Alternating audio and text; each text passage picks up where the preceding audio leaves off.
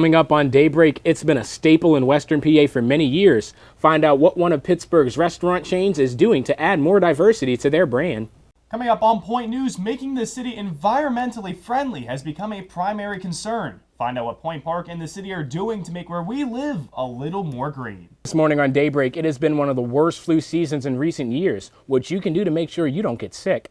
This morning on Daybreak, we all wonder where the snowplows are, but now there's a way for you to find them with the touch of your finger. Construction throughout the city is working to make Pittsburgh one of the greenest cities in the nation. Find out what Point Park is doing to join the initiative. Us kittens on the runway. Point News was there as a local organization raises money for a good cause. Snow and ice covered the city last week. Jillian Belich is here, and she's going to be joining us to let us know how the weather will be better or if it will be worse. Still to come on Point News, we went from summer-like weather to signs of winter. Your weekend outlook is coming up. Plus, new features are coming to the local ball field. Find out which one they are and when they're scheduled to arrive when Daybreak returns. Coming up on Daybreak, plans to replace one of the many crumbling bridges in Pittsburgh. What the city is planning that might give you some headaches. Plus, imagine for a moment the joy of getting into the college of your dreams and then having it snatched away from you in the dark of night. The whole story is coming up after the break. Plus, the city has a new way of keeping up with your tax dollars. What the city is planning that will give you access to their spending. Coming up after the break. The sound of your car starting is something that many of us take for granted. But when the weather gets cold out like it has been, it can have many negative effects on your car. The trouble could start even before you pull out onto the icy road. You got a lot of issues with battery related. Batteries are dead because of the cold weather, and you got a lot of starting issues. Cars don't want to start due to maybe starters or alternators going bad. Evan Riggis has owned his auto shop for 5 years, and during the cold weather, that is when he sees his business spike every year. Exactly, a lot of business during this cold weather. And it's not just Evan who experiences an increase in business. During the months of January and February, AAA has responded to over 120,000 calls, with most of them being about battery troubles. We want to check maintenance before the weather turns cold. We can check the battery and check the alternator for free and let you know how things look.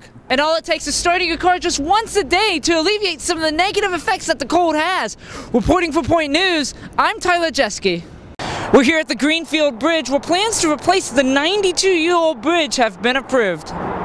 The bridge connects the Greenfield community with Shenley Park, and residents have been worried about it for years. I mean, they did build a bridge underneath of it, so how safe can it be? Drivers who use it regularly voiced their concerns to those in charge of the project.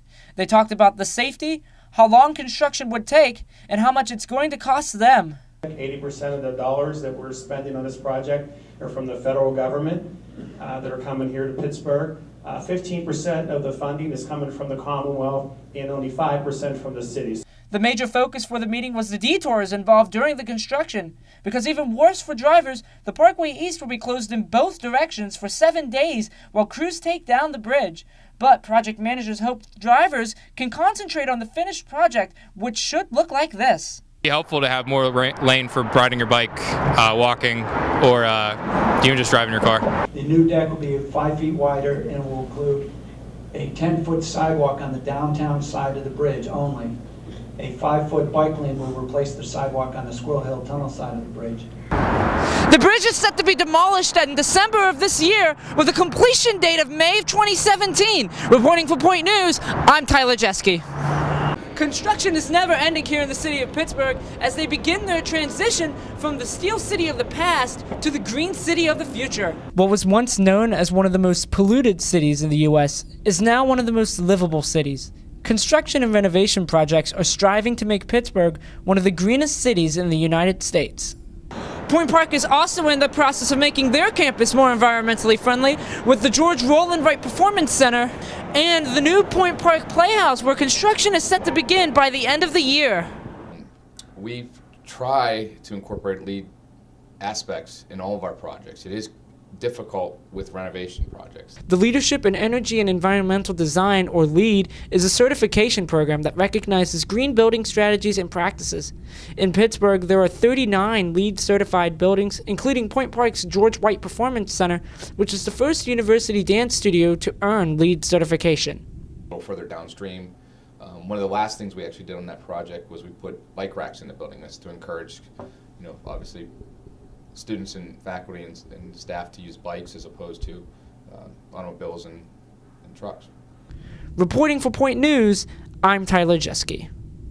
New reports are surfacing regarding ISIS in Iraq. An Iraqi official has confirmed to CNN that ISIS burned up to 40 people alive near the town of al-Baghdadi in Iraq's massive Anbar province. The victims included police officers and tribesmen, and most of the victims were burned to death. Last week, ISIS seized control of most of the town, which is located just 9 miles north of the Ain al-Assad Air Base. The airbase holds some 400 U.S. military personnel who are stationed to train Iraqi pilots in the fight against ISIS. President Barack Obama used his veto powers for the first time in almost 5 years on Tuesday, February 24th. The president vetoed the Keystone XL pipeline bill that would have connected a 1,179-mile tar sand crude oil pipeline from Alberta, Canada, to an existing pipeline in Nebraska. Had the bill passed, it would have allowed energy company TransCanada to pump 830,000 barrels of crude oil a day to refineries in the Midwest and the Gulf Coast. And the end came to a story that Pittsburgh and the nation have been following for years. This week, Dr. Robert Fronte was sentenced to life in prison after his first-degree murder conviction in the poisoning death of his wife. Fronte, who was a University of Pittsburgh neurological surgery professor, was accused of poisoning his wife, Dr. Autumn Klein, by lacing her drink with cyanide, ordered through his Pitt research lab. A jury found him guilty in November, and his life in prison sentence comes with no chance of parole. And there's a new luxury hotel on the block. The 248-room Hotel Monaco opened on Wednesday in the former James Reed building on William Penn Place. The hotel is operated by San Francisco-based Kimpton, whose hotels are renowned for their luxury. Thanks, guys. Let's start on the ice, where the Pittsburgh Penguins extended their winning streak to 3 games last Wednesday when they defeated the Washington Capitals by a score of 4-3. The game saw the return of defenseman Christian Ehrhoff, who had been out the previous 12 games with a concussion that he suffered in a game January 28th. The game was against the Washington Capitals as well. Elsewhere in the sports world, Major League Baseball is experimenting with a pitch clock in the minor leagues this season in an attempt to speed up games. Other proposals to speed up games include shortening inning breaks and limiting batters on when they can exit the batter's box throughout plate appearances. First of all, Nicole, I want to thank you so much for joining us this afternoon. The thing that really strikes me is you're still a grad student, so I just got to ask, tell us a little bit about the book in general, and how as a grad student did you reach such a feat? Well, yes, I am a grad student. I'm in my last semester of graduate school, and I have been writing this book since I was 19. So on and off, at least, because with grad school it gets a little hectic. However, the book is about obviously love, sex, and situationships. And situationships are just those situations you're in where you're kind of in between a relationship, not sure what you're doing. And so the book is basically... Welcome back to Daybreak. Thank you, Rylan, so much for joining us this morning. Hello. Hi. First of all, tell me a little bit about the Music Association. What do you guys exactly do here at the school? So we're kind of a sub-club of the SAM Club, which is the Sports, Arts, and Entertainment Management Club. We more focus on music, everything about it. At our meetings, we talk about local music, some of the concerts that all of our club members have gone to, and we really want to express to them how much it means to be into the music scene, and we try to get them as much opportunities that we can with the name of the Point Park Music Association. Welcome back to Daybreak. Today we are joined by Hannah Jenkins, a Point Park musician and the first artist to be signed by Pioneer Records. Hannah, first of all, thank you so much for joining us this morning. And I gotta ask, how long have you been writing music and what really got you started? Well, I've been singing for as long as I can remember. I picked up guitar in high school, mostly to accompany myself singing-wise, and I've always wrote songs, but they almost turned out just